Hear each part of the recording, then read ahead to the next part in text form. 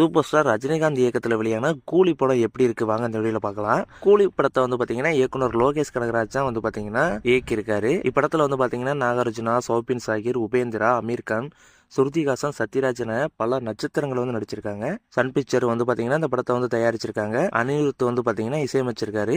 ரசிகர்களிடையே பெரும் எதிர்பார்ப்புக்கு மத்தியில் வெளியான அந்த படம் எப்படி இருக்கு அப்படின்றத இந்த வீடியோல முழுமையா பார்க்கலாம். ஒரு ஹார்பர்ல மிகப்பெரிய சாம்ராஜ்யத்தை வச்சு நடத்தி வர்றாரு நாகார்ஜுனா.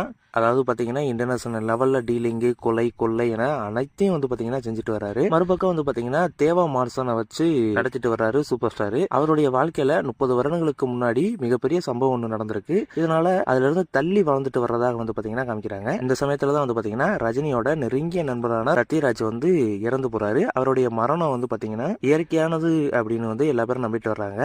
இந்த நிலையில தான் அவர் கொலை செஞ்சுதான் இறந்திருக்காரு அப்படின்றத ரஜினி வந்து கண்டுபிடிக்கிறாரு. இதற்கு காரணம் யாரு, அதை கண்டிப்பா நான் கண்டுபிடிப்பேன் அப்படின்னு வந்துட்டு சத்யராஜோட மக ஸ்ருதிஹாசன்கிட்ட வந்து பாத்தீங்கன்னா சொல்லிட்டு சத்யராஜை கொலை பண்ணவங்களை கண்டுபிடிக்கிறதுக்கு வந்து பாத்தீங்கன்னா வேலையில வந்து இறங்குறாரு. சத்யராஜ் வந்து பாத்தீங்கன்னா ஏற்கனவே நாகார்ஜுனாக்காக வேலை பார்த்து வந்தவர். அந்த சமயத்துல தான் வந்து பாத்தீங்கன்னா அவரும் இறந்து போயிருந்தாரு. இதனால வந்து பாத்தீங்கன்னா நாகார்ஜுனா இடத்துக்கே போற ரஜினிகாந்துக்கு என்ன கிடைச்சிச்சு, சத்யராஜோட மரணத்திற்கு என்ன காரணம், உண்மையாகவே ரஜினிகாந்த் யாரு அப்படின்றத தான் மீது கதையில வந்து சொல்லியிருக்காங்க. படம் வந்து பாத்தீங்கன்னா சூப்பர் ஸ்டார் ஸ்டைல வந்து பாத்தீங்கன்னா வந்திருக்கு. படம் 1000 கோடி அடிக்கும் அப்படின்னு வந்து சொல்லியிருக்காங்க. நீங்களும் தியேட்டர்ல போய் படத்தை வந்து பாருங்க. இந்த வீடியோ உங்களுக்கு பயனுள்ளதா இருக்கு நம்புறேன். இந்த வீடியோ உங்களுக்கு பிடிச்சிருந்தா லைக் பண்ணுங்க, ஷேர் பண்ணுங்க, கமெண்ட் பண்ணுங்க. நம்ம சேனல் மறக்காம சப்ஸ்கிரைப் பண்ணி வச்சுக்கோங்க. தேங்க்யூ.